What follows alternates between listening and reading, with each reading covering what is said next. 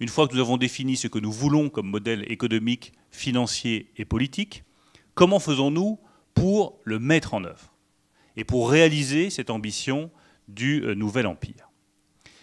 J'affirme dans le livre que les nations restent indispensables à la construction de ce projet politique européen et que rien ne se fera sans les nations. Mais les nations, ce n'est pas le nationalisme.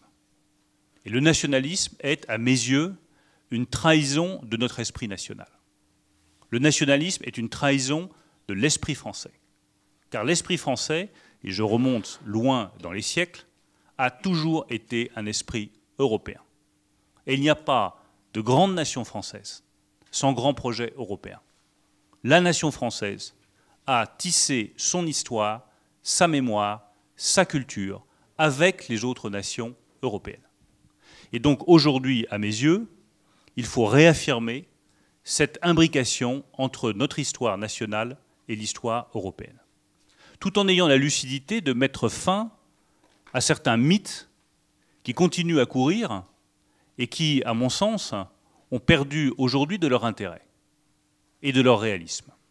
On a fait croire aux Français que l'Europe était bonne pour eux parce que l'Europe serait la France en grand. L'Europe ne sera pas la France en grand. Mais la France sera grande parce qu'elle aura donné son élan à la construction européenne. Et j'essaye de renverser les choses en montrant que cette illusion qui a été vendue pendant des décennies aux Français, choisissez l'Europe parce que ce sera la France en grand, est une illusion.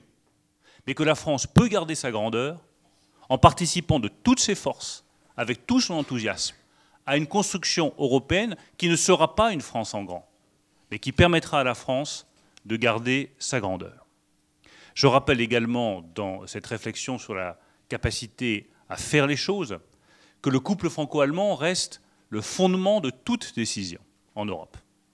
Mais je montre également, c'est le deuxième renversement que je veux opérer, que le couple franco-allemand n'est plus suffisant. Et la France doit désormais s'interroger sur la manière dont elle convainc ses autres partenaires de participer à un certain nombre de décisions. Il ne suffit plus d'arriver en disant « Berlin et Paris sont d'accord là-dessus, ça doit se faire ». Il faut que nous apprenions à convaincre différemment. Et de ce point de vue-là, au-delà des alliés traditionnels de la France que sont l'Italie, l'Espagne, le Portugal ou la Grèce, j'affirme dans le livre qu'il est nécessaire désormais de faire le choix des pays de l'Est, de nous tourner avec plus d'attention, en particulier vers la Pologne, qui devient de plus en plus un des États clés de la construction européenne, et que nous devons mieux comprendre les craintes, les inquiétudes, les sentiments parfois d'isolement qui peuvent être ceux des pays de l'Est qui ont été confrontés à une domination soviétique à laquelle nous n'avons jamais été confrontés. Et je plaide pour une grande compréhension vis-à-vis de ce qu'est l'histoire et la mémoire de ces pays de l'Est qui sont, à mon sens, décisifs pour que nous arrivions à transformer nos ambitions en décisions et en actes. Enfin, dernier élément de réflexion de ce dernier chapitre intitulé « Pouvoir », au-delà des choix stratégiques et des alliances et du travail que nous devons faire avec certaines nations européennes, je rappelle qu'il y a également certains changements à porter, certains changements institutionnels. Je pense en particulier au passage de l'unanimité à la majorité qualifiée dans un certain nombre de domaines, par exemple la fiscalité. Ce passage de l'unanimité à la majorité qualifiée nous aurait permis de faire adopter la taxe sur les géants du numérique qui a été bloquée par 4 États alors que 23 étaient pour.